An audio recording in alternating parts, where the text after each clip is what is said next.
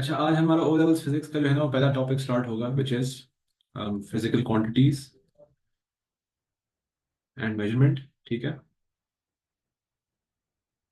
Measurement techniques. ठीक हो गया। स्टार्टिंग ऑफ तुम लोग के सिलेबस की जो सबसे पहली डेफिनेशन जो तुम लोग के पास आएगी ना, that is the definition of physical quantity के what is a physical quantity. ठीक है, what is a physical quantity. ये पहली डेफिनेशन तुम लोग के सामने सिलेबस में आएगी।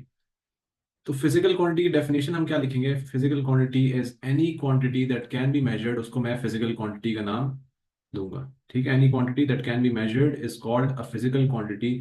अगर आप किसी भी क्वांटिटी, किसी भी चीज को वैल्यू दे सकें, उसको एक नंबर दे सकें, तो उसको आप फिजिकल क्वांटिटी का नाम देते हैं। ठीक है, जैसे फॉर एग्जाम्पल, अगर जो है वो कोई चीज कितनी हैवी है तो आप उसको देते हैं वो 5 kg, 10 kg, तो उसको आप मैस, उस मैस को आप एक नंबर दे रहे हैं। ठीक है, similarly if you talk about किसी को एक पॉइंट से दूसरे पॉइंट तक ट्रेवल करने में कितनी देर लगी, तो आप टाइम की बात करें तो आप कहते हैं 10 मिनट, 15 मिनट, तो you give it a value, right. तो टाइम एक ऐसी चीज है जिसको आप एक वैल्यू दे रहे हैं। किसी चीज की लंबाई कितनी है, हाउ लॉन्ग इज समथिंग, तो उसको आप उसकी लेंथ को एक वैल्यू दे रहे हैं। तो एनीथिंग जिसको आप कोई ना कोई एक नंबर दे सकें, एक वैल्यू दे सकें, उसको आप क्वांटाइज कर सकें। ठीक है, वर्ड क्या मैं यूज कर रहा हूँ, क्वांटाइज, क्वांटिटी दे सकें, क्वांटाइज कर सकें, that quantity is called a physical quantity. ठीक है, तो definition what we'll use is any quantity that can be measured, that can be measured is called a physical quantity। ठीक है, ये चीज आ गई। अच्छा जी, उसके बाद आगे चलते हैं। Next thing is base quantity. तो फिजिकल क्वांटिटीज की दो टाइप्स होंगी। एक आपके पास बेस क्वांटिटी होगी, and then you'll have a derived quantity, you'll have a base quantity and then you'll have a derived quantity। ठीक है, ये दो टाइप्स ऑफ क्वांटिटीज आपके पास एग्जिस्ट करेंगे।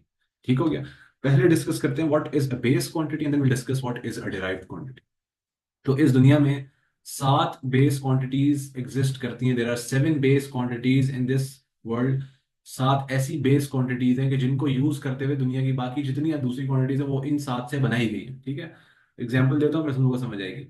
जैसे फॉर एग्जाम्पल मैस है, या टाइम है, ठीक है, या लेंथ है, या फिर आपके पास क्या है, करंट है फॉर एग्जाम्पल, या फिर आपके पास टेम्परेचर है। ठीक है, या फिर you have mass, time, length, current, temperature, ये सब हो गए। या फिर आपके पास जो है वो लाइट इंटेंसिटी है, लुमिनस इंटेंसिटी भी इसको हम कहते हैं।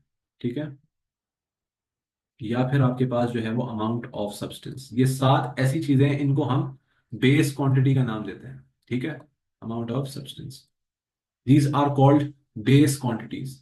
दुनिया की और कोई क्वांटिटी इसके अलावा मैं उठा लूं, वो सब डिराइव्ड क्वांटिटीज कहलाएंगी। All the other quantities are made from the base quantities. ठीक है, जैसे एक एग्जांपल मैं तुम्हें देता हूं कि डिराइव्ड क्वांटिटीज की एग्जांपल मैं तुम्हें दूंगा, वो क्या है? स्पीड। कि speed is a quantity which is not in this list. अगर स्पीड एक ऐसी क्वांटिटी जो इस लिस्ट में नहीं, it means it is not a base quantity, it is a derived quantity. ठीक है, अब डिराइव्ड क्वांटिटी है अगर आपके पास स्पीड, तो स्पीड को बनाने के लिए हमने क्या किया? मैंने तो लोग क्या बताया कि डिराइव्ड क्वांटिटी ऐसी क्वांटिटी होती है जो बेस क्वांटिटी से ही बनाई गई हो। बेस क्वांटिटी को यूज करते हुए you make a derived quantity. ठीक है, तो बेस क्वांटिटी से डिराइव्ड क्वांटिटी बनती है। तो हम क्या करते हैं, फॉर एग्जाम्पल यहाँ से लेंथ को उठाते हैं और टाइम को उठाते हैं। ये दो चीजें अगर मैं उठाता हूँ, लेंथ और टाइम, और दोनों को मैं डिवाइड कर देता हूँ, तो मैं मेरे पास क्या आ जाता है? I get what? I get speed. Speed is distance over time, length is a distance, length was distance and time, उससे डिवाइड होगा तो you get speed। तो speed is a base derived quantity which you make from two base quantities, कौन कौन सी? Length और time. Length को उठाया, length को उठा के टाइम से डिवाइड किया, मेरे पास क्या बन गया? स्पीड बन गई। तो speed is a derived quantity. और डिराइव्ड का मतलब क्या? What is derive mean? Derive मतलब होता है कि उसमें से निकाला गया, उसमें से बनाया गया, made up from that. Derived means कि आप किसी चीज से बनाए हैं उसको। ठीक है, तो derived quantity are quantities that are derived from the base quantities. Base quantities से निकाली गई क्वांटिटीज को हम डिराइव्ड क्वांटिटीज कहते हैं, जिसकी एग्जांपल मैंने जो है वो क्या दी थी? स्पीड दी थी। तो ऑल द क्वांटिटीज, यहां पे हम क्या कहेंगे? हम कहेंगे ऑल अदर क्वांटिटीज एग्जिस्ट। जितनी मर्जी, जो मर्जी क्वांटिटी उठा लो, वो सब are made, are made from the base quantities. इन बेस क्वांटिटीज से ही बनाई जाती है। ठीक है, जैसे इसकी मैं एग्जांपल क्या देता हूँ, आमतौर पे मैं देता हूँ कि तुम लोग के पास जो प्राइमरी कलर्स हैं, फॉर एग्जांपल तुम लोग के पास जो प्राइमरी कलर्स हैं वो कौन कौन से हैं? इसकी एग्जांपल मैं यहाँ पे देता हूँ तुम लोग को। एग्जांपल इज कि आपके पास जो प्राइमरी कलर्स हैं वो कौन कौन से हैं। यू हैव रेड, ठीक है, और फिर तुम्हारे पास एक प्राइमरी कलर है वो कौन सा है, आई गेस ब्लू है और येलो है, ठीक है, आई एम नॉट श्योर, लेकिन लोगों को सेंस समझ आ जाएगी, या तो ब्लू और येलो है या फिर रेड येलो और ग्रीन है, ठीक है। तो आइदर ऑफ दीज टू। तो तीसरा जो है वो तुम लोगों के पास येलो है। तो ये तीन जो कलर्स हैं इनको हम कहते हैं primary colours, these are called primary colours, ठीक है। ये प्राइमरी कलर्स हैं कि दुनिया में ये तीन कलर्स प्राइमरीली एग्जिस्ट करते हैं, बाकी जितने कलर्स हैं वो इनमें से बनाए जाते हैं।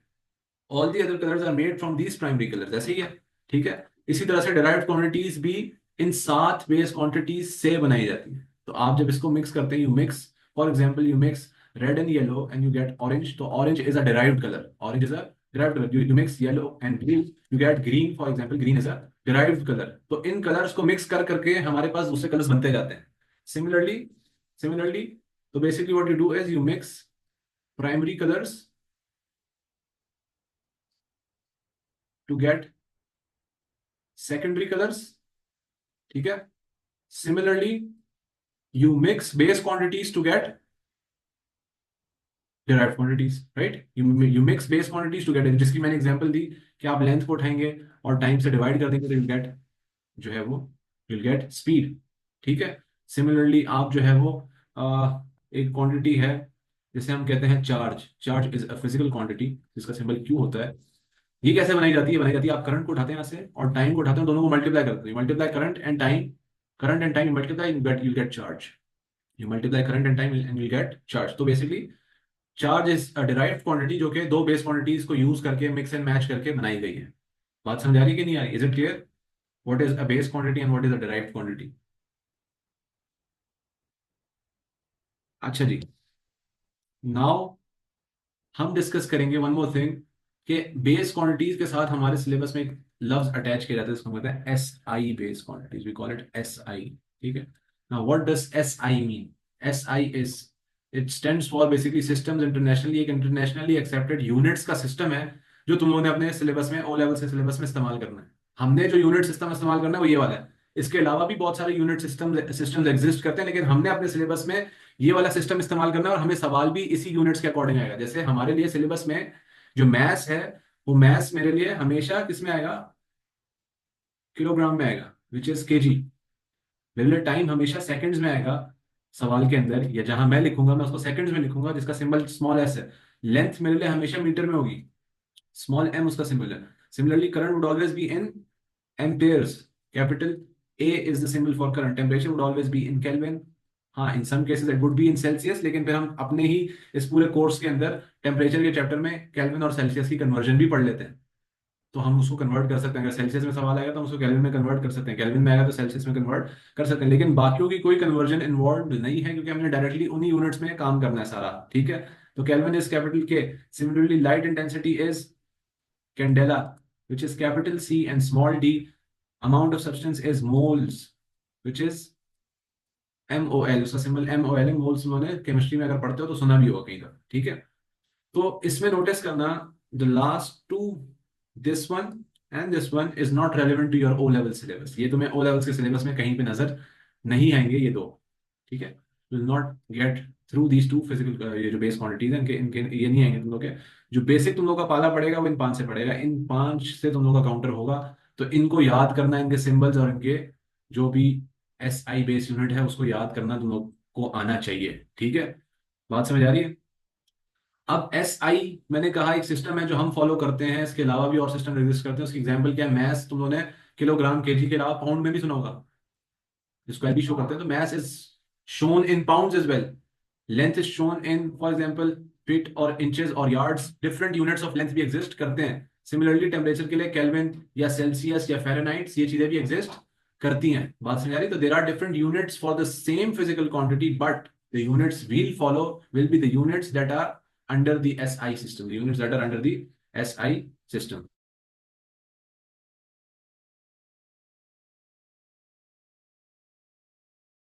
बात समझ आ रही है यहां तक कि नहीं आ रही? आ रही है। ठीक है, नाउ लेट्स मूव ऑन, आगे चलते हैं। हमें बेस क्वांटिटी समझ आ गई, डिराइव्ड क्वांटिटी समझ आ गई, फिजिकल क्वांटिटी की डेफिनेशन डिस्कस कर ली, एस आई क्यों लिखते हैं साथ, what is S I quantities वो हमने डिस्कस कर लिया। Now moving on, will discuss another concept which is called prefixes, a concept of prefixes, ठीक है। prefixes का वर्ड इंग्लिश में, इंग्लिश पढ़ते हुए तुमने शायद सुना हो, इंग्लिश पढ़ते हुए तुमने प्रीफिक्सेस का वर्ड शायद सुना हो। प्रीफिक्स इंग्लिश में कहते हैं ऐसे सेट ऑफ लेटर्स को कि जो आप किसी वर्ड से पहले लिख दें तो उस वर्ड का मतलब चेंज होता है। जैसे फॉर एग्जांपल रिस्पॉन्सिबल एक वर्ड है, ठीक है, तो उससे पहले आप एक प्रीफिक्स लेके आते हैं IR, इससे पूरे वर्ड का मतलब चेंज हो जाता है। सिमिलरली इन फिजिक्स आपके पास एक न्यूमेरिकल वैल्यू होगी 100 और उसका यूनिट होगा फॉर एग्जांपल वॉट, 100 वॉट। तो यूनिट से पहले आप एक ऐसा सिंबल लेंगे जिससे उसकी वैल्यू पूरी की पूरी चेंज हो जाएगी, इसको कहते हैं प्रीफिक्स, ठीक है। तो the prefix we have are, एक बड़ा कॉमन प्रीफिक्स हमने देखा होगा विच इज किलो, ठीक है। Kilo means what, kilo means 1000। जिस भी चीज के साथ किलो लग जाएगा समझ जाओ 1000 वैल्यू उसमें मल्टीप्लाई कर रहा है वो। जैसे फॉर एग्जांपल 5 किलो वॉट, अगर कोई चीज है, वॉट होती पावर, कोई पावर प्लांट है फॉर एग्जांपल 5 किलो वॉट की बिजली प्रोड्यूस कर रहा है, तो इसका मतलब है, इसको अगर मैं नंबर्स में लिखूं तो ये 5000 वॉट है। तो ये 1000, ये जो 1000 था, ये 1000 की वैल्यू कौन दे रहा है, ये आपको किलो का सिंबल दे रहा है। तो इसी तरह से और भी कई सारे प्रीफिक्सेस होते हैं जो स्पेसिफिक वैल्यूज एड अप करते हैं। इनका इस्तेमाल क्या है, इनका इस्तेमाल ये है कि जहां आप किसी वैल्यू को के अंदर 9 जीरोस हैं, आपको 9 जीरोस लिखने पड़ रहे हैं, 9 जीरोस लिखने पड़ रहे हैं फॉर एग्जाम्पल, तो उन 9 जीरोस की जगह यू कैन सीधा सादा you can use a symbol of giga. 9 zeros के instead 10 to the power 9, 9 zeros के instead you can use a symbol of capital G which stands for the same value. तो बजाय 9 zeros डालने के आप सीधा सीधा G लिख सकते हैं वहां पे, जो आपको घी का इंडिकेट करेगा which is 10 to the power 9। हमें खुद पता चल जाएगा yes it is 10 to the power 9, मतलब 9 जीरोस, 9 जीरोस मल्टीप्लाई हो रहे हैं। बात समझ आ रही है? तो इस तरह से अब मैं लिस्ट ऑफ प्रीफिक्सेस तुम लोगों को यहाँ पे लिख रहा हूँ जो तुम लोगों को पता होनी चाहिए वैसे। They are starting off from, for example we start off from tera, ठीक है, देन गीगा, नीचे जाते जा रहे हैं, छोटी वैल्यूज पे जाते जा रहे हैं, ठीक है, देन मेगा, देन किलो, ठीक है, देन डेसी, देन सेंटी, फिर मिली है, ठीक है, फिर माइक्रो है, फिर नैनो है, और लास्ट में हमारे पास जो है वो पीको है। इन दी एंड वी हैव पीको, ठीक है। तो इनकी वैल्यूज क्या है, इनकी वैल्यूज जो है वो tera is 10 to the power of 12, मतलब 12 zeros, giga is 10 to the power of 9, mega is 10 to the power of 6, kilo is 10 to the power of 3, deci is 10 to the power of -1। अब इनके दरमियान में भी कई सारे prefixes हैं जो मैं स्किप कर रहा हूँ, that are not much relevant to your syllabus, लेकिन और भी प्रीफिक्सेस एग्जिस्ट करते हैं, और भी ऐसी वैल्यूज हैं, ठीक है। Centi is 10 to the power -2, milli is 10 to the power -3, micro is 10 to the power -6, this is 10 to the power -9, and pico is 10 to the power -12, ठीक है। इनके सिंबल्स क्या हैं, the symbols will be using for tera is capital G T, giga के लिए capital G, mega के लिए capital M, kilo के लिए स्मॉल के, डेसी के लिए स्मॉल D, सेंटी के लिए स्मॉल C, मिली के लिए स्मॉल M, माइक्रो के लिए एक उल्टा U, नैनो के लिए स्मॉल N, और पीको के लिए स्मॉल P। तो ये सिंबल्स हम लोग यूज करेंगे फॉर दी स्पेसिफिक प्रीफिक्सेस, ठीक है। अब इन प्रीफिक्सेस को लगाना और हटाना वो हमने सीखना है, और उसके बाद हमारा लेक्चर एंड हो जाएगा, ठीक है। तो how to add prefixes and remove prefixes वो हमने डिस्कस कर लिया।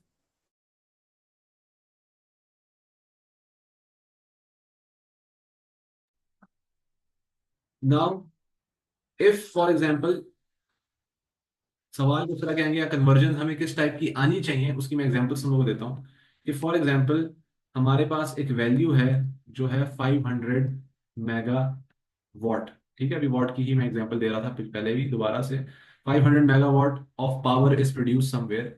मैं चाहता हूं कि मैं इस आंसर को लिखूं, लेकिन मुझे ये वॉट नहीं लिखना, ये जो मेगा है ये नहीं लिखना। I do not want this mega in my answer, I just want my answer in watts, I want my answer in units. मुझे प्रीफिक्स साथ अटैच नहीं करना। नोटिस करना जितनी भी वैल्यूज होगी उसमें एक वैल्यू यूनिट की होगी, ऑलवेज एक यूनिट, SI यूनिट साथ उसके अटैच्ड ऑलवेज होगा। As a physics student keep in mind you have to attach units to your values always, ठीक है। तो हर जो भी वैल्यू लिखोगे, कोई लेंथ लिख रहे हो तो 200 मीटर 7 यूनिट लिख रहे हो, टाइम लिख रहे हो तो 500 सेकंड 7 यूनिट लिख रहे हो, पावर लिख रहे हो तो 500 वॉट 7 यूनिट लिख रहे हो, तो for every quantity you be writing down unit with it, ठीक है। हाँ, सम ऑलवेज, ये क्या है, ऑलवेज का केस, और sometimes will be adding a prefix with it as well, ठीक है। तो कुछ केसेस में जहां 200 सेंटीमीटर है तो 7 सेंटीमीटर। अब इसमें जो मीटर है ये यूनिट है, और ये जो सेंटी है this is basically what, this is your prefix, it is not a unit, keep in mind, ठीक है। Similarly if you have something else, 500 micro seconds किसी चीज में लग रहे हैं तो सेकंड्स जो है ये यूनिट है, और माइक्रो जो है it is a prefix, it is not a unit, keep in mind again, ठीक है। तो किसी भी फिजिकल क्वांटिटी को जब आप न्यूमेरिकली लिखेंगे, वैल्यू लिखेंगे, तो साथ यूनिट का होना जरूरी है, प्रीफिक्स का होना जरूरी नहीं है, it is optional, it is optional, prefix is optional. बात समझ आ रही, सिवाय सिवाय कहाँ पे, एक केस में, एक केस में वो ऑप्शनल नहीं है, प्रीफिक्स साथ आता ही आता है। वो किसका केस है? मैथ्स का। जब भी मैथ्स लिखोगे 5 है तो 7 केजी आएगा। तो this whole is considered to be a unit, इस पूरे को हम यूनिट कहते हैं। ऑल्दो दिसमें से जो किलो, ये जो के है, it it tells you kilo and G is grams. तो असूलन ये जो ग्राम्स है ये यूनिट होना चाहिए था, और किलो जो है वो प्रीफिक्स होना चाहिए था। लेकिन मैथ्स का एक वाहिद ऐसा केस है जिसमें आप प्रीफिक्स को यूनिट के साथ लाजमी अटैच करते हैं। 10 केजी है कोई चीज, या 50 केजी है, या कोई चीज जो भी है, इसमें जो किलो है, ये जो के है, ये लाजमी अटैच होता है। This only happens in maths, क्योंकि मैथ्स का एस आई यूनिट ही किलोग्राम है, मैथ्स का एस आई यूनिट ही केजी है। It is not grams, it is बल्कि किलोग्राम्स। बात समझ आ रही है? तो इसमें हमने अटैच करना है। Returning back to our conversation, अगर हमारे पास एक क्वांटिटी ऐसी है कि जिसमें प्रीफिक्स है और साथ यूनिट भी है, and if we do not want the prefix, क्योंकि प्रीफिक्स जो था वो ऑप्शनल था, नाउ मैं क्या ऑप्शन सेलेक्ट कर रहा हूँ? Do not want it. ठीक है, मुझे यूनिट सिर्फ चाहिए, प्रीफिक्स नहीं चाहिए। तो व्हाट वुड आई डू? मैं क्या करूंगा? मैं इस रूल को फॉलो करूंगा। The rule is, what's the rule? The rule is, if you want to remove a prefix, remove the prefix, what you do is you multiply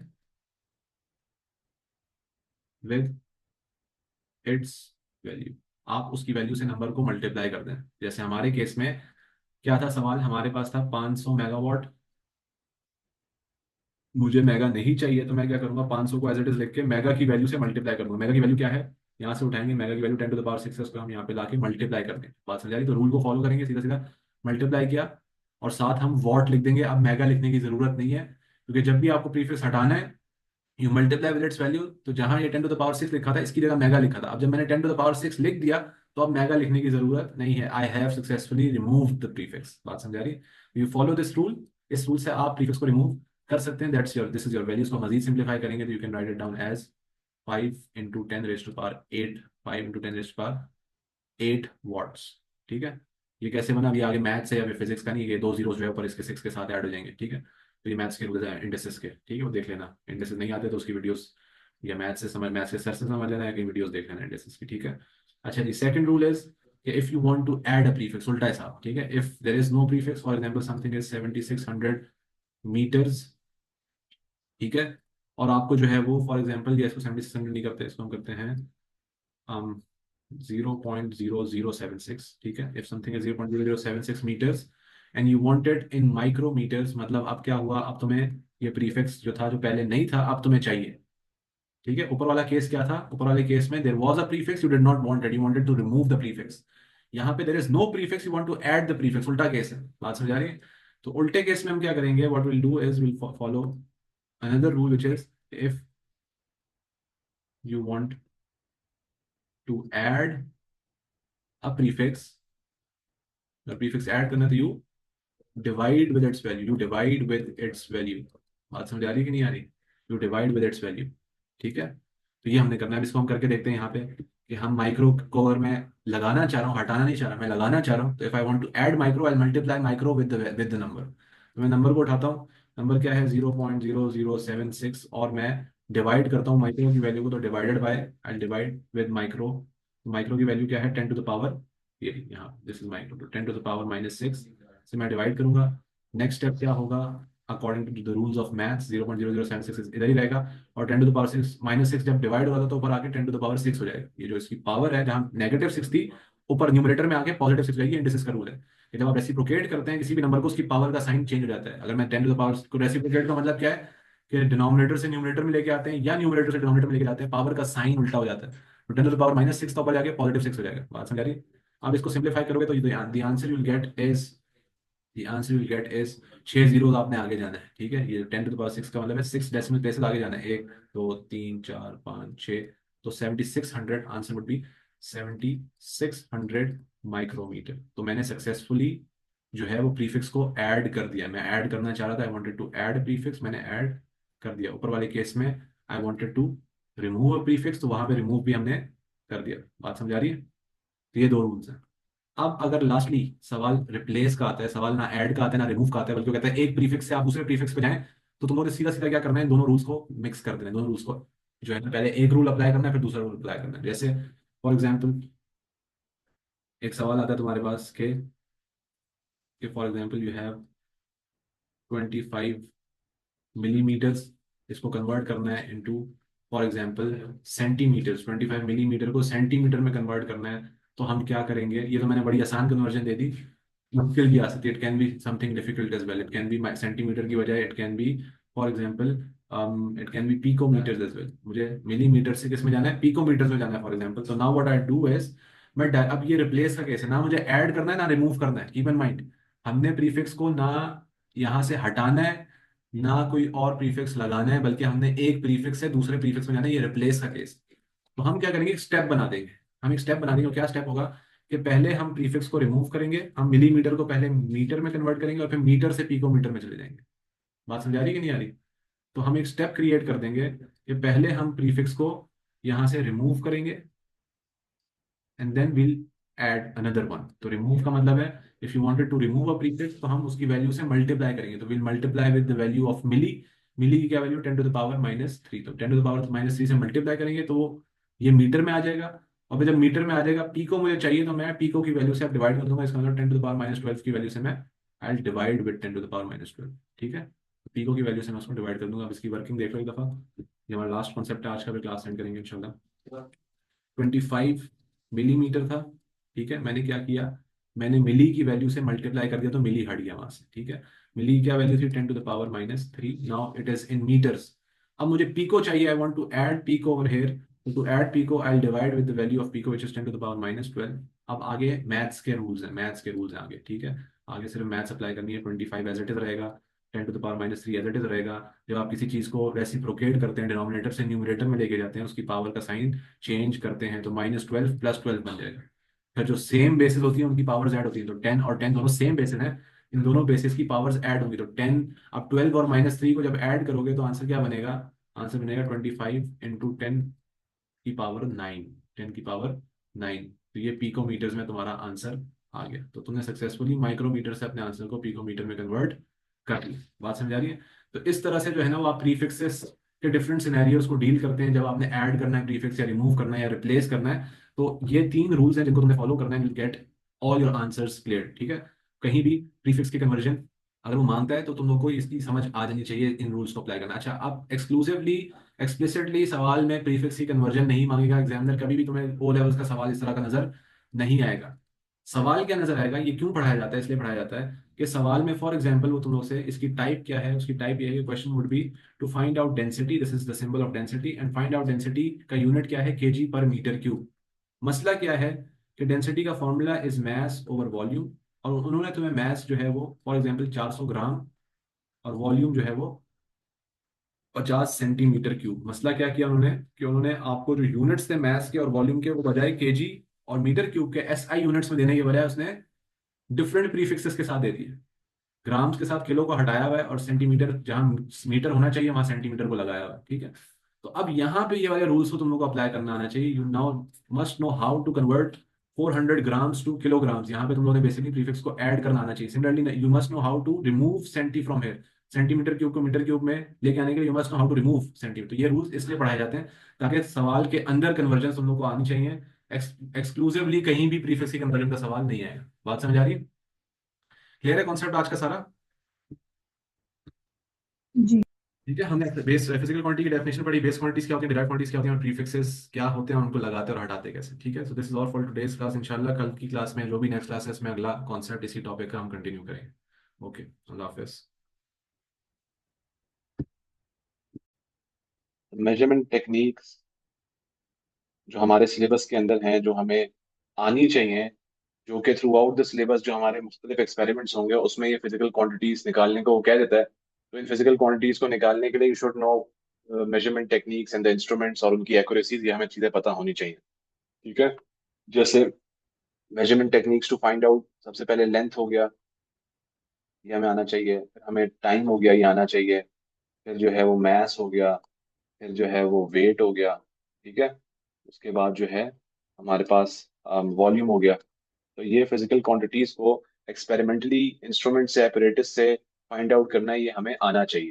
ठीक है, तो अब इसके अंदर स्टार्टिंग ऑफ सबसे पहले जो है वो हम लेंथ का टेबल पढ़ते हैं। लेंथ के अंदर, मेजरमेंट ऑफ लेंथ के अंदर देयर आर डिफरेंट सिनेरियोज जिनकी लेंथ्स को फाइंड आउट करने के लिए क्या instrument is the best instrument to use, ये हमें पता होना चाहिए।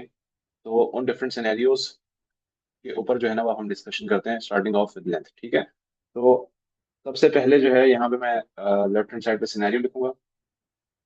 ठीक है, उसके लिए सूटेबल इंस्ट्रूमेंट। ठीक हो गया। एंड देन उसकी प्रिसिशन, प्रिसिशन मतलब किस वैल्यू तक वो तुम्हें रीडिंग एक्यूरेटली दे सकता है। ठीक है, अच्छा जी। अब starting of the first scenario is more than 1 metre. If your readings or the length is more than 1 metre, ठीक है, तो हम क्या इंस्ट्रूमेंट यूज करेंगे in that case? In that case will be using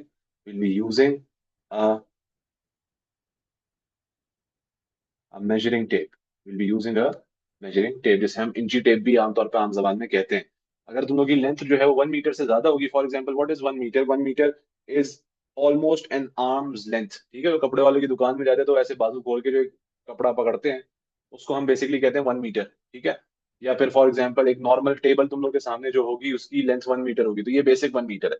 अब अगर लेंथ तुम लोग की जो है ना वो 1 मीटर से ज्यादा है, तो उस केस में जो है वो हम लोग कौन सा इंस्ट्रूमेंट यूज करेंगे? हम लोग इंची टेप, या हमारे सिलेबस में उसको मेजरिंग टेप कहते हैं, हम उस इंस्ट्रूमेंट को यूज करेंगे। ठीक है, अब 1 मीटर में it can be a length of a room और a height of a room और length of for example a carpet, या इस तरह की चीजें वो हम इंची इंची टेप से, मेजरिंग टेप से फाइंड आउट कर सकते हैं। ठीक है, तो ये मोर देन 1 मीटर का जो सिनेरियो है वो ये है। अब जो इंची टेप होता है उसकी प्रेसिशन क्या है? उसकी प्रेसिशन इस तरह से है कि तुम लोग जब उसको देखोगे गौर से तो तुम लोग के पास उस पे जो है ना वो फॉर एग्जांपल जो इंचेस टेप है वो उस पे जो रीडिंग है वो इस तरह की नजर आ रही होगी। ठीक है, उस पे जो है वो फॉर एग्जांपल यहाँ पे 1 है, तो यहाँ पे अगर if it is 1 then it would be 2, then 3, और इस तरह से चलता जाएगा। और वो जो है वो ये सेंटीमीटर्स होंगे। ठीक है, ये सेंटीमीटर है, यहाँ सेंटीमीटर का स्केल तुम लोग को यहाँ पे दिया होगा। अब 1 और 2 सेंटीमीटर के दरमियान में उसने 10 हिस्से किए हुए होंगे। इसका क्या मतलब है? 10 हिस्सों का क्या मतलब है? What does these 10 sections mean? कि 1 के बाद जो छोटा हिस्सा है अगला वो 1.1 है, फिर 1.2 है, फिर 1.3 है, फिर 1.4 है, इस तरह से जो बेसिकली ये रीडिंग दे रहा है, ये रीडिंग तुम लोगों को कहाँ से कहाँ तक दे रहा है? 1 के बाद 1.1, फिर 1.2, फिर 1.3, फिर 1.4, इसके दरमियान की रीडिंग नहीं दे रहा। 1.1 के बाद 1.12 या 1.15 second decimal place measuring tape आपको नहीं दे सकता। जब ये सेकंड डेसिमल प्लेस एक मेजरिंग टेप आपको नहीं दे सकता, इट मीन्स कि इसकी जो प्रिसिशन है, इसकी जो एक्यूरेसी है, वो किस वैल्यू तक की है? इसकी जो प्रिसिशन है वो है 0.1 सेंटीमीटर, मतलब एक डेसिमल प्लेस। ये सेंटीमीटर स्केल है, याद रखना। मेजरिंग टेप पे सेंटीमीटर स्केल होता है, सेंटीमीटर स्केल की जो है ना ये 1 डेसिमल प्लेस तक की रीडिंग तुम लोग को दे सकता है। अगर कोई चीज जो है वो 2.57 सेंटीमीटर लॉन्ग है फॉर एग्जाम्पल, तो ये जो मेजरिंग टेप है तुम लोग को सिर्फ 2.5 सेंटीमीटर तक की वैल्यू बता पाएगा। अगला 5 के बाद जो 7 है वो नहीं बता पाएगा, क्योंकि 2.5 यहाँ पे आएगा, 2.5 दिस इज 2.5 सेंटर में, फिर अगला 2.6, फिर 2.7। तो 2.57 मतलब 2.5 और 2.6 के जो दरमियान में वैल्यू है वो तुम लोग को नहीं दे पाएगा। 2.5 के डायरेक्ट बाद 2.6 पे जंप कर जाएगा, सेकंड डेसिमल प्लेस की वैल्यू नहीं दे पाएगा। बात समझ आ रही? ठीक है, अच्छा जी। इसी तरह से अगर जो है वो सिनेरियो क्या हो जाता है? If the scenario is curved surfaces, if the scenario is curved surface, कि अगर तुम्हारे पास स्ट्रेट ऑब्जेक्ट के बजाय कर्व्ड ऑब्जेक्ट है, तो उसकी लेंथ फाइंड आउट करने के लिए अगर तुम्हारे पास फॉर एग्जांपल एक ऐसा ऑब्जेक्ट है जो कर्व्ड शेप का है, ठीक है, तो इस कर्व्ड शेप के ऑब्जेक्ट की फॉर एग्जांपल मुझे जो है वो ये वाली लेंथ फाइंड आउट करनी है, यहाँ से लेके और यहाँ तक। तो इस लेंथ को फाइंड आउट करने के लिए जो है ना मैं अगर स्केल रखूंगा, तो स्केल रखने का मसला क्या है कि वो स्केल पूरी पूरी साइड को कवर नहीं कर पाएगा। अगर एक सीधा स्केल है तो वो यूं आएगा, साइड पे ऐसे स्ट्रेट यूं करके आएगा स्केल। ठीक है, तो ये वाला रीजन और ये वाला रीजन उसमें इग्नोर हो चुका होगा। ठीक है, वो स्ट्रेट सिर्फ इस लेंथ को केटर करा होगा, यहाँ से लेके यहाँ तक की लेंथ को। ये वाली जो कर्व साइड है, ये वाली जो कर्व साइड है वो उसमें इग्नोर हो रही होगी। तो हम ऐसी चीज इस्तेमाल करेंगे जो कर्व्ड सरफेस के अराउंड रैप हो जाए, जैसे एक मेजरिंग टेप है तो वो ऐसे रैप हो जाएगी इस कर्व्ड सरफेस के अराउंड, और फिर तुम लोग को वो यहाँ से लेके और यहाँ तक की प्रॉपर रीडिंग दे पाएगा। बात समझ आ रही है? तो कर्व्ड सरफेस के अंदर भी हम लोग सेम इंस्ट्रूमेंट यूज करेंगे, will be using a measuring tape for curved surfaces as well. ठीक है, तो इसके लिए भी हम मेजरिंग टेप इस्तेमाल करेंगे, और मेजरिंग टेप की अभी डिस्कशन हुई है, इसकी जो प्रिसीजन है दैट इज 0.1 सेंटीमीटर। ठीक है, तो ये दो केसेस हो गए। उसके बाद next case is, third case is if your length is less than 1 metre. अब 1 मीटर किसे कहते हैं? 1 मीटर को अगर मैं सेंटीमीटर में कहूँ तो वो 100 सेंटीमीटर होते हैं। 1 मीटर इज बेसिकली 100 सेंटीमीटर। ठीक है, तो लेस देन 1 मीटर का मतलब है 100 सेंटीमीटर से छोटी लेंथ अगर हो, 50 सेंटीमीटर हो, 60 सेंटीमीटर हो, 70 सेंटीमीटर हो, इस तरह की लेंथ अगर हो, तो उसको उसको उसको फाइंड आउट करने के लिए विल बी यूजिंग व्हाट? अब उस पे आते हैं। तो now your scenario is less than 1 meter, or in other words I can call it less than 100 centimeters. For that case we'll be using a meter metre ruler. ठीक है, metre ruler, scale, scale जिसे हम कहते हैं ना, scale, वो इस्तेमाल करेंगे। और ये स्केल वो वाला होता है जो तुमने टेलर्स के पास देखा होगा, दर्जियों के पास पड़ा होता है, जिसके अंदर वो 1 मीटर का स्केल होता है, जो 0 से स्टार्ट होता है और वो एंड तक 100 तक जाता है, 100 सेंटीमीटर तक की उसकी वैल्यू। 1 मीटर का स्केल जो होता है, ये इस्तेमाल करेंगे हर उस रीडिंग के लिए जो 1 मीटर से कम है। बात समझ आ रही है? हर उस रीडिंग के लिए जो 1 मीटर से कम है।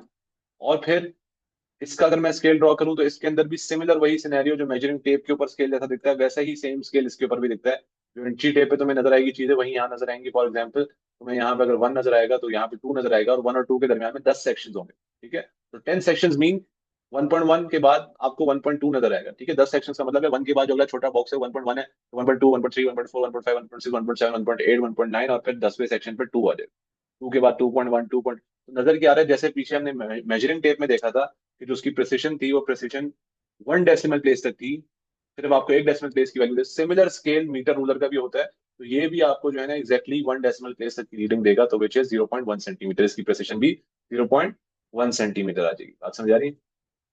अच्छा जी, उसके बाद next scenario is, what is next scenario? Next scenario is कि if your lengths are less than, if your lengths are less than 20 centimetres, 20 centimetre से कम लेंस है, ये भी कुछ केसेस में, या फिर कभी कभी तो ये 15 सेंटीमीटर से भी कम होता है। ठीक है, 15 सेंटीमीटर से कम या 20 सेंटीमीटर से कम अगर लेंथ होगी, which is a pretty small length, जो रियल लाइफ में फॉर एग्जाम्पल इतनी होगी, असल रियल स्केल के अंदर भी 20 सेंटीमीटर शायद इतना होगा जितना मैंने अभी स्क्रीन पर ड्रॉ किया ना, यहाँ से यहाँ तक 20 सेंटीमीटर होगा।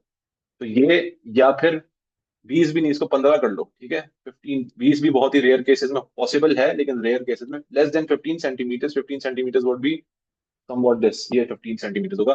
तो इस लेंथ, इस डायमेंशन की जो लेंथ्स हैं, उनकी रीडिंग को लेने के लिए we use an instrument called the vernier calliper. ठीक है, we call the instrument is vernier caliper. We use an instrument called vernier caliper. ठीक है, तो ये इंस्ट्रूमेंट हम यूज करेंगे, और इसकी जो प्रिसीजन है, इसकी जो प्रिसीजन है, keep in mind it is 2 decimal places. तो बेसिकली जहां हमने बताया था पीछे, एक प्रीवियस एक रीडिंग थी किसी चीज की, वो 2.57 सेंटीमीटर थी, तो जहां मीटर रूल या मेजरिंग टेप सिर्फ 2.5 तक की वैल्यू दे पा रहा था, अब जो वर्नियर कैलिपर है, 5 के बाद जो 7 है, सेकंड डेसिमल प्लेस है, इसकी रीडिंग भी तुमको दे देगा। वर्नियर कैलिपर का यूजेज, इसका स्केल इस्तेमाल करना, इसकी रीडिंग निकालना, ये तुमको सिलेबस में अब नहीं रहा। 2023 से पहले था, अब नहीं है। ठीक है, so how to take the readings from a vernier caliper is no longer in the syllabus, but when to use a vernier caliper is still in the syllabus। कि तुमको पता होना चाहिए कब किस सिनेरियो में वर्नियर कैलिपर को use करना है और उसकी एक्यूरेसी क्या है।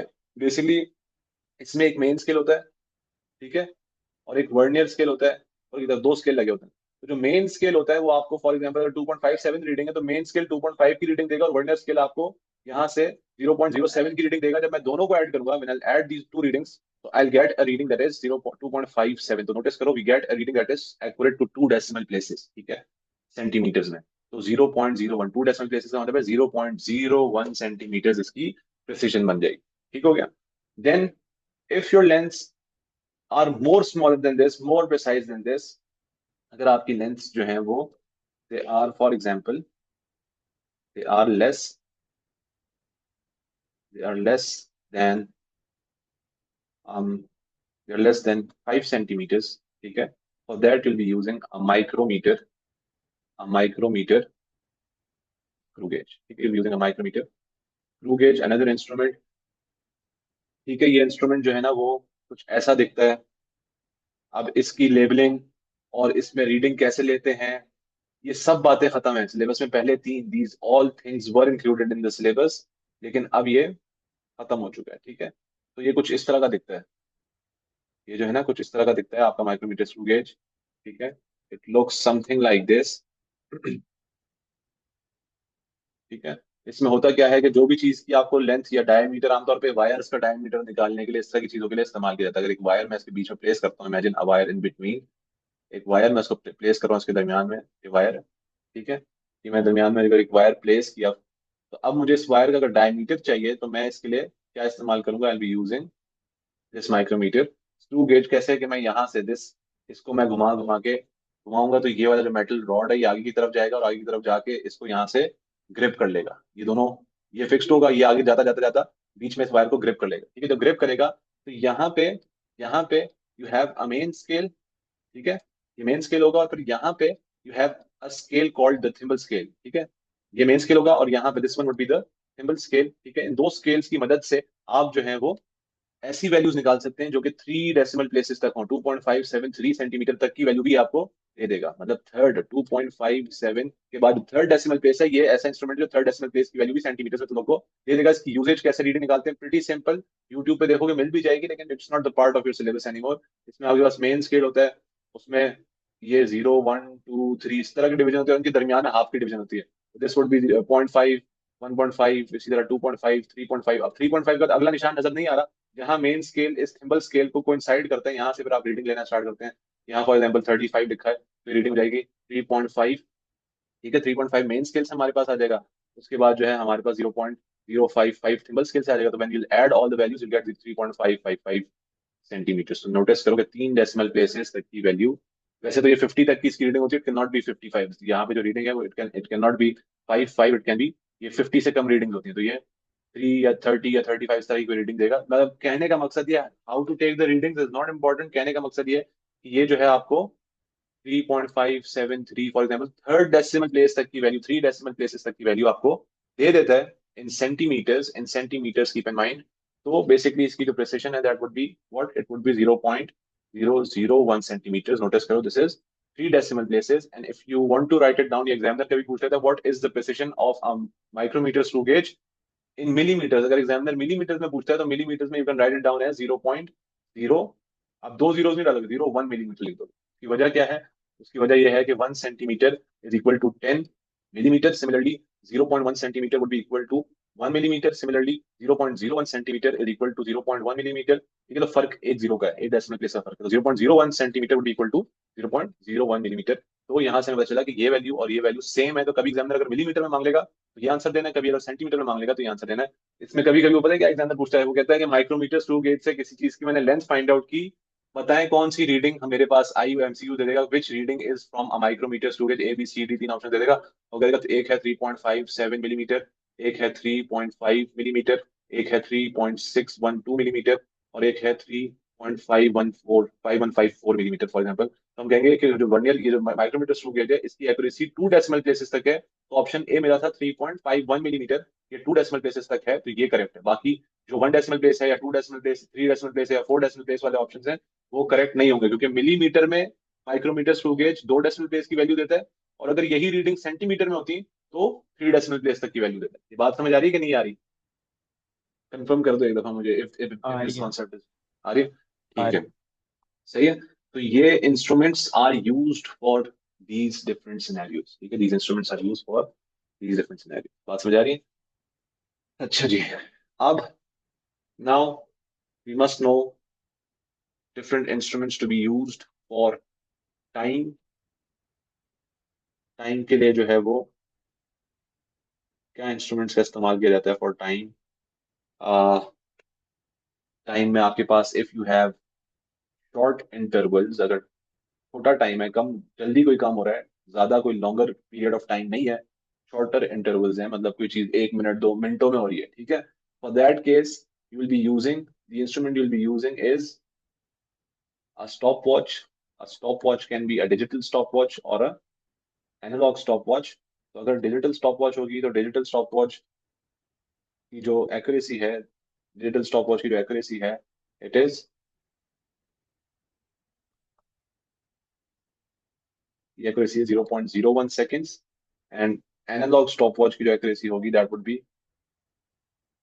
थोड़ी पुराने दौर की होती है ये एनालॉग स्टॉप वॉच, तो ये होगी आपकी 0.1 सेकेंड्स, ठीक है। तो digital stop watch looks something like this. आपकी घड़ियों में भी वैसे तो होती है आमतौर पर, इस तरह की दिखती है, करके यहाँ पे होता है एक रीडिंग होती है यहाँ पे, सही है। और जो है वो you have a set of numbers, देखा होगा, ठीक है, इस तरह की चीज डिजिटल स्टॉप वॉच कहलाती है, ठीक है। This is what a digital stop watch is, and an analogue stop watch is, वो जो पुराने दौर की होती है, इसी तरह का गोल सा उसका वो होता है मीटर, लेकिन जो है वो बेसिकली अंदर सुइयां होती हैं बजाय डिजिटल मीटर के, उसमें नीडल्स होती हैं, ठीक है। डिजिटल मीटर के बजाय इसमें नीडल्स होती हैं, उसके ऊपर एक बटन होता है फॉर एग्जाम्पल, और उसमें नीचे अंदर नीडल लगी होती है, और वो घूमती है, रोटेट करती है। तो ये वाला जो है, it is the analogue stop watch जिसकी एक्यूरेसी ये है, और डिजिटल स्टॉप वॉच की दे दी, ठीक है। तो ये इनके स्ट्रक्चर्स हैं। अच्छा जी, उसके बाद for longer intervals we know, for hours और days we have what, we have clocks, ठीक है, रिस्ट वॉचेस, वॉल क्लॉक्स, ठीक है। तो ये जो है हमारे पास लॉन्गर इंटरवल के लिए इस्तेमाल की जा सकती है, ठीक है।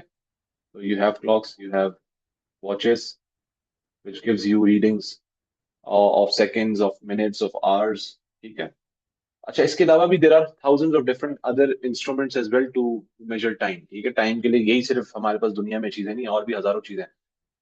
Accuracies of 10 to the power -10 second, मतलब 0.00009 और फिर 1 सेकेंड, इतनी छोटे टाइम को भी कैप्चर कर सकते हैं ऐसे इंस्ट्रूमेंट्स भी हैं। जैसे एटॉमिक स्टॉप वॉच है, एटॉमिक स्टॉप वॉच है जो कि short intervals as as quick as 0.000009 zero, इतने छोटे इतने क्विक इंटरवल को भी कैप्चर कर लेती है एटॉमिक स्टॉप वॉच, ठीक है। तो वो भी है, लेकिन मतलब जो बेसिक हमारे पास लैब में अवेलेबल इक्विपमेंट होता है ना, हम वो लेवल से वो पढ़ाते हैं, क्योंकि आमतौर पर हम लोग के सिलेबस में जो एक्सपेरिमेंट्स भी आएंगे वो एक स्कूल लैब से रेलिवेंट एक्सपेरिमेंट्स आएंगे। बात समझ आ रही है? तो इक्विपमेंट भी फिर वो पढ़ाए जाते हैं जो स्कूल लैब के अंदर इजीली अवेलेबल हो जाए, ठीक है। उसके बाद टाइम के अंदर एक कॉन्सेप्ट ऑफ पेंडुलम पढ़ाया जाता है। A concept of pendulum is discussed in the measurement of time, ठीक है। पेंडुलम का एक कॉन्सेप्ट मेजरमेंट ऑफ टाइम में डिस्कस किया जाता है। Will get back to this, ठीक है। पेंडुलम के कॉन्सेप्ट में हम वापस आते हैं, लेकिन बिफोर डिस्कसिंग पेंडुलम, और जो है वो साथ एक और कॉन्सेप्ट पढ़ाया जाता है, which is a concept of another timing device that is called टिकर टेप टाइमर, ठीक है। इन दो इंस्ट्रूमेंट्स पे हम वापस आते हैं। फिलहाल पहले हम दूसरी फिजिकल क्वांटिटीज की मेजरमेंट टेक्निक्स को हम जल्दी से कवर कर लेते हैं, क्योंकि उसमें सिर्फ पढ़ने वाली चीजें, उनको ज्यादा कोई समझने वाला कोई काम नहीं है खास, ठीक है। तो हम उसको उससे होके फिर इधर आते हैं। तो पेंडुलम और टिकर टेप टाइमर की डिस्कशन हम दोबारा करते हैं अभी। Move on to the next measurement technique for for masses. तो मैस को निकालने के लिए, मैस को फाइंड आउट करने के लिए हम क्या करते हैं? For mass we have instruments like beam balance, ठीक है, and we have instruments like electronic balance. Beam balance और इलेक्ट्रॉनिक बैलेंस का क्या सीन है? Beam balance and electronic balance वही है। बीम बैलेंस जो सब्जी फ्रूट वालों के पास होता है, जिसमें एक साइड पे आप नोन मैसेज रखते हैं, कोई ऐसा पत्थर रखते हैं जिसका मैस आपको ऑलरेडी पता होता है, ठीक है। And then you have on the other hand, you have another space जहाँ पे जिस भी चीज का मैस आपको फाइंड आउट करना है, वो ऑब्जेक्ट आप यहाँ रखेंगे, और नोन मैसेज जो है वो आप यहाँ रखेंगे। और अगर वो इक्वल हो गए तो यूल से कि अगर if I have 2 kgs on this side and on the other side I have something and the balance is equal, तो it means कि जो ऑब्जेक्ट यहाँ पे है ये 2 kg का। इस तरह से आप मैथ्स को फाइंड आउट कर लेते हैं। सिमिलरली इलेक्ट्रॉनिक बैलेंस तो आमतौर पे आजकल ज्यादा यूज होता है, जिसमें एक इलेक्ट्रॉनिक मीटर लगा हुआ होता है, या आप ऊपर जो है वो कोई भी चीज रखे हैं उसके, ठीक है, कोई भी चीज ऊपर रखते हैं, तो यहाँ पे जो मीटर होता है उसमें उसकी मैथ्स की रीडिंग आपको मिल जाती है, ठीक है। तो ये इंस्ट्रूमेंट इस्तेमाल किया जाता है। उसके बाद जो है for cases, if you want to find out, अब एक स्पेशल केस है, वो क्या है? वो ये केस है कि if you want to find out mass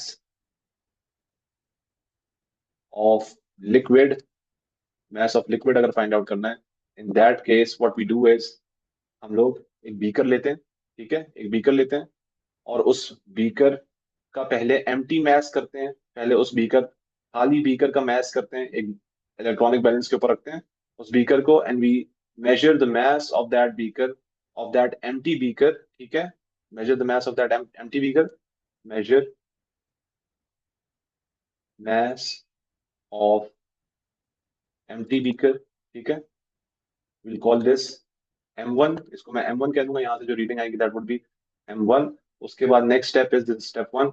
step 2 would be कि आप फिर उस बीकर में जो लिक्विड है उसको डालें, जो भी लिक्विड है जिसका आपने मैस करना है वो लिक्विड आप उस बीकर में डालें, और उस बीकर में लिक्विड डालने के बाद आप दोबारा से मैस करें, मैस दैट बीकर अगेन, उसका फिर से मैस करें, और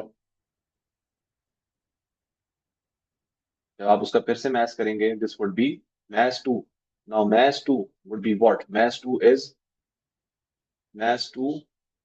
basically the mass of what? It is the mass of water plus mass of beaker, ठीक है। तो mass of water plus mass of beaker है। अभी मुझे सिर्फ mass of water चाहिए, तो मैं क्या करूंगा?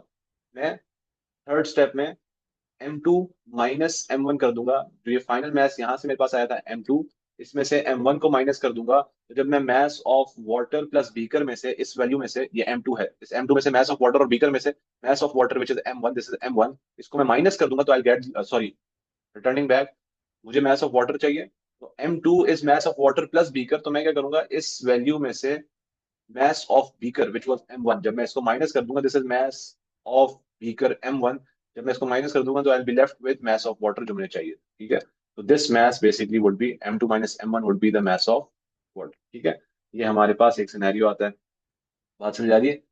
उसके बाद सिमिलरली हमने जो है वो वॉल्यूम की मेजरमेंट टेक्निक देखनी है। वॉल्यूम की मेजरमेंट टेक्निक में क्या है, वॉल्यूम की मेजरमेंट टेक्निक के अंदर हम डिफरेंट ऑब्जेक्ट्स के वॉल्यूम कैसे निकालते हैं उसको भी हमने डिस्कस करना है, लेकिन will be discussing that concept in mass weight and density, ठीक है। जब हम डेंसिटी के कॉन्सेप्ट पे पहुंचेंगे, in that concept will be discussing how to measure the volume of different objects, ठीक है। तो वॉल्यूम मैं यहाँ लिख देता हूँ, वॉल्यूम का concept will be discussed in chapter number 3, mass weight density. तो जहां हम डेंसिटी पढ़ना स्टार्ट करेंगे, here will discuss how to measure volume of different materials, ठीक है। इसी तरह से टेम्परेचर के लिए यू हैव थर्मोमीटर्स, और करंट के लिए यू हैव एमीटर्स। अब मैं सिर्फ बोल रहा हूँ, अलोंग द सिलेबस ये चीजें आएंगी भी, along the syllabus you go through these concepts as well.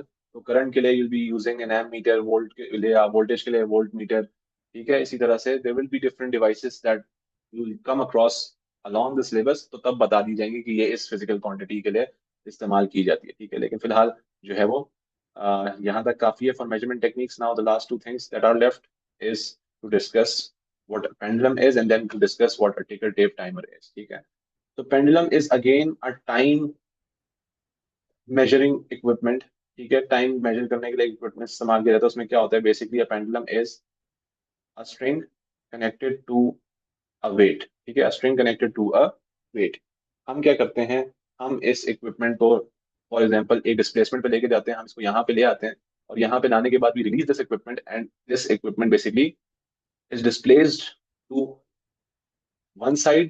जो मीन पोजीशन है, जो स्टार्टिंग पोजीशन है, यहाँ पे मैं कहता हूँ डिस्प्लेसमेंट जीरो है, तो मीन पोजीशन से पहले एक एक्सट्रीम पोजीशन पे जाएगा, ये एक एक्सट्रीम है, फिर यहाँ से वापस आके दूसरे एक्सट्रीम पे जाएगा, और इस तरह से ये अपने इस मोशन को कंटिन्यू करेगा, ठीक है। इस मोशन को, अपने इस ऑसिलेशन को कंटिन्यू करेगा, ठीक है।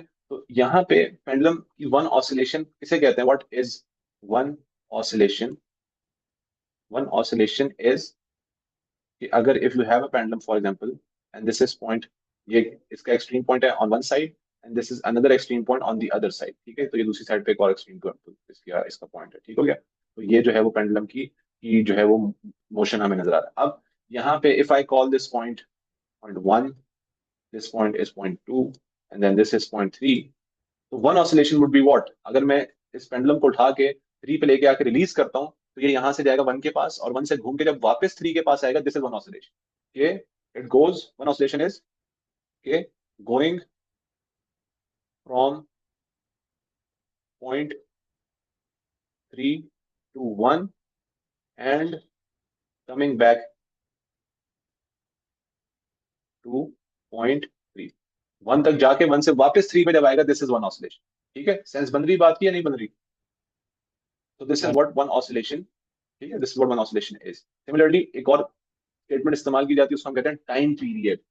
There is another thing that's called the time period. Time period हम किसे कहते हैं, time period is time taken for one oscillation. हर पेंडुलम डिफरेंट टाइम में एक कंप्लीट ऑसिलेशन करेगा, ठीक है। तो time taken for one oscillation is the time period of that specific pendulum, ठीक है। Time for taken for one oscillation is the time period, ठीक है। तो इस एक ऑसिलेशन के लिए जो टाइम लगाया जाता है, इसको हम टाइम पीरियड कहते हैं। अब एग्जामिनर सवाल तुम लोग से पूछेगा, एग्जामिनर तुम लोग से क्या पूछेगा, ये पूछेगा कि how to accurately find out the time period of a pendulum. किसी भी पेंडुलम का टाइम पीरियड को अगर मैं एक्यूरेटली मेजर करना चाहता हूं, तो मैं उसके लिए क्या कर सकता हूं। तो इसके लिए हम क्या करेंगे, किसी भी पेंडुलम के टाइम पीरियड को अगर मुझे मेजर करना है, for that what can I do. अभी उस डिस्कशन पे हम आते हैं, ठीक है, कि एक पेंडुलम के टाइम पीरियड को एक्यूरेटली मेजर करने के लिए क्या प्रोसीजर हमें अपनाना चाहिए। उस डिस्कशन पे हम लोग अभी अपने आप को लेके आते हैं, ठीक है। तो अब उसमें हम क्या करेंगे, to find out the time period of one complete oscillation, what we do is यहाँ पे नोटिस करो कि जब मैं इस पेंडुलम को पॉइंट 3 पे लेके आऊंगा, यहाँ से मैं अपनी स्टॉप वॉच को स्टार्ट कर दूंगा। I start my stop watch, I press the button, the stop watch would start. फिर ये पेंडुलम जाएगा इस पॉइंट पे और इस पॉइंट से घूम के वापस इस पॉइंट पे आएगा। तो one thing I can do is कि मैं यहाँ पे अपनी स्टॉप वॉच को बंद कर दूं। स्टॉप वॉच मैंने कब स्टार्ट की थी, जब वो 3 से निकला, और कब बंद की, जब वो वापस 3 पे आ गया। ठीक है, so this is one oscillation, और मैंने इसका टाइम नोटिस कर लिया। ठीक है, लेकिन मसला क्या है, मसला ये है कि 1 मिनट होल्ड करना।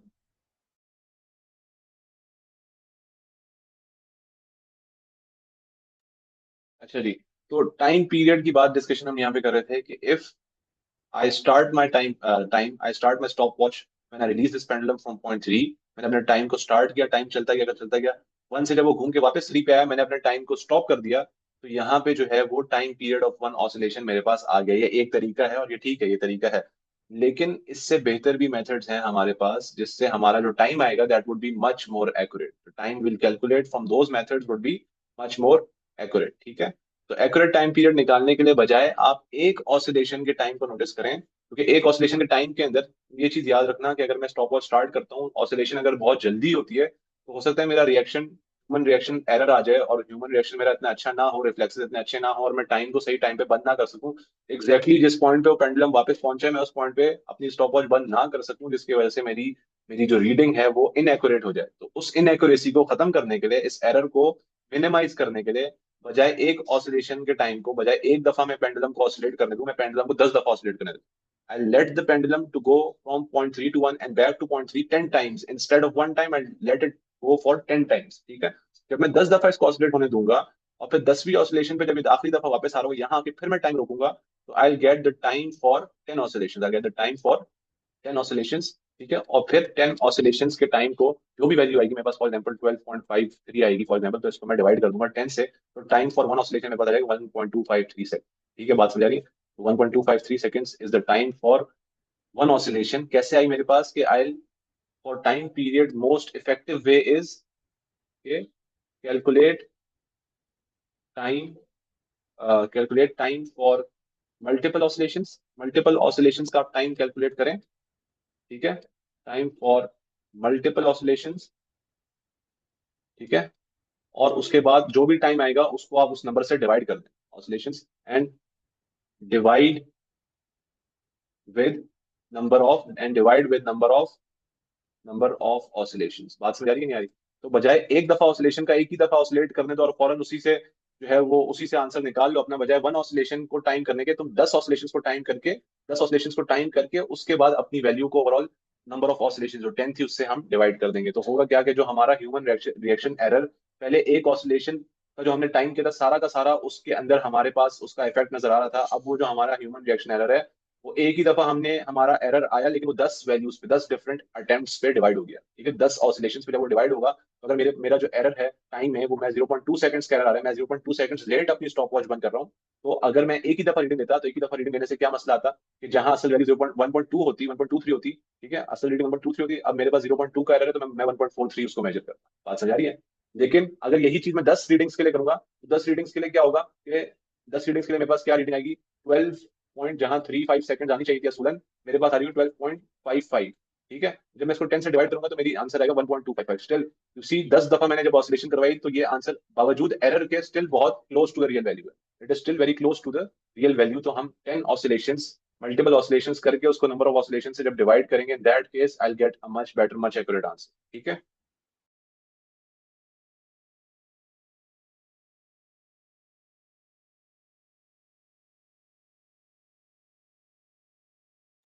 ठीक है, समझ आ रही है अहमद की नहीं समझ आ रही है? जो टाइम पीरियड को कैलकुलेट करने का बेस्ट इफेक्टिव वे एग्जामिनर पूछता है, और उसमें ये स्टेटमेंट लिखनी है तुम्हें, calculate जी time सर for आ गया। multiple oscillations instead of calculating time for one oscillation, calculate time for multiple oscillations and then divide it with the number of oscillations। ठीक है, तो इस तरीके से you get okay. A much more accurate reading. ठीक है, बात समझ आ गई? तो ये तुम लोग का जो है वो पेंडुलम का कॉन्सेप्ट हो गया। ठीक है, इंशाल्लाह टिकर टेप टाइमर के ऊपर discussion will have in another class. ठीक है, एक और क्लास में हम इसके ऊपर डिस्कशन करते हैं, या फिर इसकी डिस्कशन को भी मुकाते हैं, चैप्टर एंड हो जाएगा। ठीक है, यहाँ चैप्टर एंड हो जाएगा। टिकर टेप टाइमर के अंदर क्या कॉन्सेप्ट है? टिकर tape timer is an instrument, a device.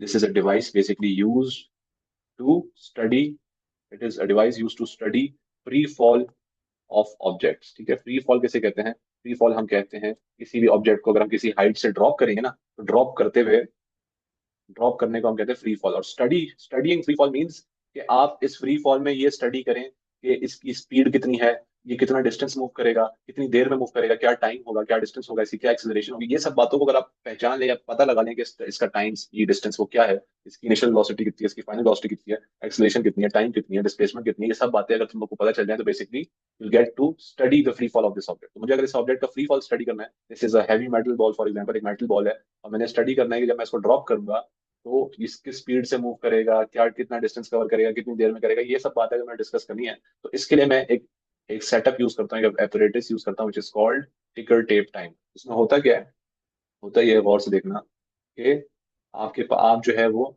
इस इंस्ट्रूमेंट के जिसका आपने फ्री फॉल स्टडी करना है, आप इसके साथ एक टेप अटैच कर देते हैं which is very light weight. आप एक लाइट वेट टेप अटैच कर देते हैं। इसकी लाइट वेट होने का क्या मकसद है, इसका ये मकसद है कि अगर ये हैवी होगा तो ये ऑब्जेक्ट के फ्री फॉल को इफेक्ट करेगा। ठीक है, अगर मैं इसके साथ मजीद एक और भारी चीज अटैच कर दूंगा तो इसका इफेक्ट जो है वो इसके फ्री फॉल पे आएगा, बॉल के फ्री फॉल पे इस टेप का इफेक्ट आ जाएगा। तो अगर मैं चाहता हूँ कि मैं सिर्फ इस बॉल के फ्री फॉल को स्टडी करूँ, उस केस में मैं एक बहुत ही लाइट टेप इस्तेमाल करूँ। जब मैं ये लाइट टेप इस्तेमाल करूंगा, साथ ही मेरे पास एक और चीज होगी, साथ ही मेरे पास क्या होगा, I'll have a needle attached to a vibrator, a frequency generator। यहाँ से मेरे पास एक टू एंड फ्रो जो है ना नीडल होगी, जो जिसकी फ्रीक्वेंसी होगी 50 हर्ट्ज। 50 हर्ट्ज का क्या मतलब है, 50 हर्ट्ज की फ्रीक्वेंसी का मतलब क्या है, this what does this mean, it means this needle will move to and fro, आगे पीछे वाइब्रेट करेगी 50 times. 50 hertz mean 50 times in 1 second. 1 second में ये 50 दफा आगे पीछे जाएगी। ठीक है, इस तरह आगे पीछे 1 सेकंड में 50 दफा जाएगी। बात समझ आ रही है। अब हम क्या करेंगे, हमारा प्रोसीजर क्या होगा, इसमें हम लोग जो है ना इस ऑब्जेक्ट को ड्रॉप करेंगे, और जैसे ही ड्रॉप करेंगे यहाँ से हम इस नीडल को ऑन कर देंगे। ठीक है, as soon as we turn on this needle, we'll drop this object, तो ये ऑब्जेक्ट नीचे की तरफ फॉल करना स्टार्ट करेगा। once this object starts falling in the downward direction, ठीक है, होगा क्या कि नीडल जैसी आगे जाएगी इस टेप में एक होल करेगी, इस टेप पे एक निशान सा बनाएगी। ठीक है, फिर जब ये नीडल वापस आएगी, जितनी देर में वापस आएगी ये टेप थोड़ा सा नीचे आ चुका होगा क्योंकि ऑब्जेक्ट नीचे फॉल कर रहा है। when the object is falling downwards, tape भी नीचे आ रहा होगा, राइट। तो ये नीडल पहले यहाँ होल्ड करेगी, जब ये नीडल वापस जाएगी, जिस दौरान ये वापस जा रही होगी, वापस जाके वापस आ रही होगी, उस दौरान ये टेप थोड़ा सा नीचे आ चुका होगा और ये पॉइंट अब नीडल के सामने होगा, तो नीडल आके यहाँ हिट करेगी। फिर जब नीडल वापस जा रही होगी और इस वापसी के मोशन में होगी, इस दौरान ये टेप और नीचे आएगा, फिर ये वाला पॉइंट इस टेप नीडल के आगे आ जाएगा, फिर नीडल आके वापस यहाँ हिट करेगी। तो इससे हमें नजर क्या आएगा, इससे हमें ये नजर आएगा कि along this tape I have different points marked. ठीक है, I have different points marked along this tape. तो इस नीडल की वजह से मेरे इस टेप पे, ये टेप को जब ये एक दफा फॉल कर गया, जमीन को हिट कर गई बॉल, अब मैं इस टेप को उठाऊंगा। ठीक है, और टेप को बॉल से डिटैच करूंगा, टेप को हटाऊंगा बॉल से, और ये टेप मुझे अब इस तरह का कुछ दिखेगा। जब मैं टेप को अब टेबल के ऊपर अपने सामने रखूंगा और टेप को ऑब्जर्व करूंगा, तो आई सी कि टेप पे निशान लगे हुए हैं, और वो निशान की क्या सिग्निफिकेंस, क्या सीन है वो निशान। सबसे पहला निशान ये है, मैंने इसी टेप को समझ लो हॉरिजॉन्टल रख दिया, चलो इसको जो है वो वर्टिकल कर दें ताकि समझ में आ जाए। टेप हमारे पास कुछ इस तरह का दिखेगा। ठीक है, this would be somewhat like this. ये टेप हमें ऐसा दिख रहा है। अब इसमें जो सबसे पहला निशान है वो सबसे नीचे होगा, जब नीडल यहाँ पे फर्स्ट टाइम आके हिट करेगी, ये सबसे पहला निशान है। फिर जब नीडल वापस जाके वापस आ रही होगी, उस दौरान टेप थोड़ा नीचे आ चुका होगा, तो दूसरा निशान हमें यहाँ नजर आएगा। फिर तीसरा निशान हमें यहाँ नजर आएगा। ठीक है, चौथा निशान हमें यहाँ नजर आएगा। बात समझ आ रही कि नहीं आ रही। यहाँ तक अहमद बात क्लियर है कि टेप पे अलोंग द टेप निशान क्यों बन रहे हैं, इसलिए बन रहे हैं कि जो आपका टेप है it is falling downwards with the ball, ये बॉल के साथ साथ नीचे जा रहा है, और जैसे जैसे नीचे जा रहा है, whenever it is falling downwards, that scenario, जैसे जैसे नीचे की तरफ फॉल कर रहा है, ये नीडल आगे आती है, हिट करती है, इसको निशान बनाती है। जब नीडल पीछे जाती है उस दौरान ये टेप नीचे आ चुका होता है, ये हिस्सा यहाँ पहुंच चुका होता है, फिर ये नीडल वापस आगे हिट करती है, फिर ये नीडल वापस आती है। Does it make sense. तो इस तरह से जो है वो ये जो नीडल है इस टेप के अलोंग डिफरेंट निशान बना लेती है। ठीक है, अब इस टेप पे एक और सिग्निफिकेंस क्या है, इस टेप के ऊपर एक स्केल भी होता है। ये टेप जो है ना एक स्केल की तरह का होता है, एक मेजरिंग टेप की तरह का होता है। ठीक है, इस टेप के ऊपर you have a scale as well. तो स्केल का फायदा क्या होता है, अब हम देखते हैं स्केल का क्या फायदा होता है, कि हमें इन दो पॉइंट्स के दरमियान का डिस्टेंस ये स्केल बता देता है। ये जो स्केल है, यहाँ से अगर फॉर एग्जाम्पल यहाँ पे 3 लिखा हुआ है और यहाँ पे 6 लिखा हुआ है, तो वी नो के इन दो पॉइंट्स के दरमियान का डिस्टेंस जो है वो 3 सेंटीमीटर। बात समझ आ रही है। तो स्केल की मौजूदगी से हमें क्या चीज मिलती है, by having a scale on the step we get the distance between the 2 points, we get the distance between the 2 points. बात समझ आ रही है। फिर अब हमें इसका फ्री फॉल स्टडी करना है। फ्री फॉल स्टडी करने का क्या मतलब है, free fall means what, free fall study means you must know the distance this object travels, कितनी देर में ट्रेवल करता है, इसकी क्या स्पीड होगी, इसकी क्या एक्सलेशन होगी, सब बातें पता होनी चाहिए। तो अभी हमें डिस्टेंस पता चल गया बाय द स्केल। ठीक है, स्केल से हमें डिस्टेंस पता चल जाएगा। अब आते हैं हम टाइम पे। तो टाइम हमें कैसे पता चलेगा? टाइम हमें ये चीज बताएगी 50 हर्ट्ज। 50 हर्ट्ज मैंने क्या बताया था, इज 50 टाइम्स इन 1 सेकेंड। अगर एक नीडल 1 सेकंड में 50 होल्स कर रही है, ठीक है, अगर 1 सेकंड में वो 50 होल्स कर रही है, तो एक होल से दूसरे होल के दरमियान का टाइम कितना होगा हमें कैसे पता चलेगा?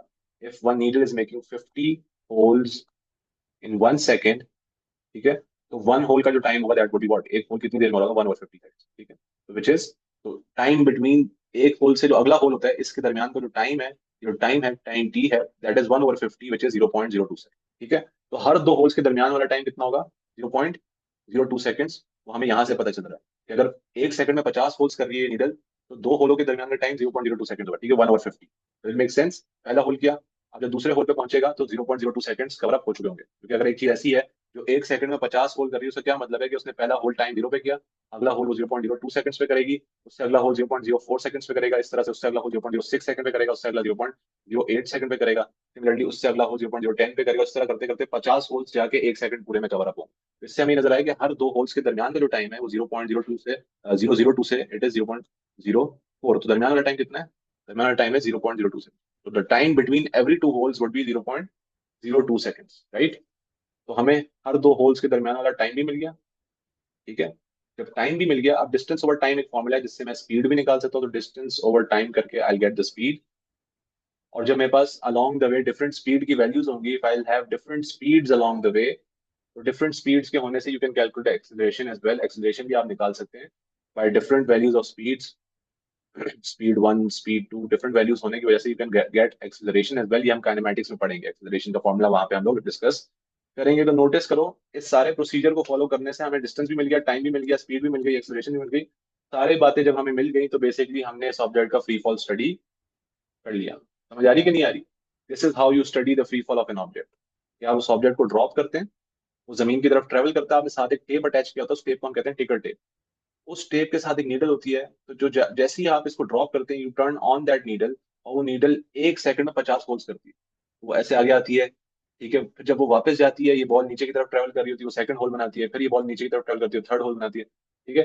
तो इस तरह से इस टेप के ऊपर आपको एक पैटर्न नजर आता है। You see a pattern on this tape, you see a pattern on this tape. तुम्हें इस टेप के ऊपर you see different holes on this tape, ठीक है। अब तुमने मुझे बताना है, और उन होल्स को यूज करते हुए you can find out the distance between the two holes. दो होल्स के दरमियान का डिस्टेंस आ जाएगा, और हमें ये पता है दो होल्स के दरमियान का जो टाइम है वो 0.02 सेकंड है। वो हम इस इन्फॉर्मेशन को यूज करते हुए निकालते हैं। फिर टाइम और डिस्टेंस आ गया तो स्पीड आ जाएगी, स्पीड आएगी तो एक्सेलरेशन आ जाएगी। तो you know everything about the free fall of this object. बात समझ आ रही है? हाँ जी। अच्छा, अब लास्ट सवाल एग्जामिनर इस कॉन्सेप्ट में पूछता है कि why is the distance between the holes increasing. हर एडजेसेंट होल के दरमियान वाला डिस्टेंस बढ़ता क्यों जाता है? ये डिस्टेंस कम है, अगला उससे ज्यादा है, अगला उससे ज्यादा, व्हाई इज दिस सो?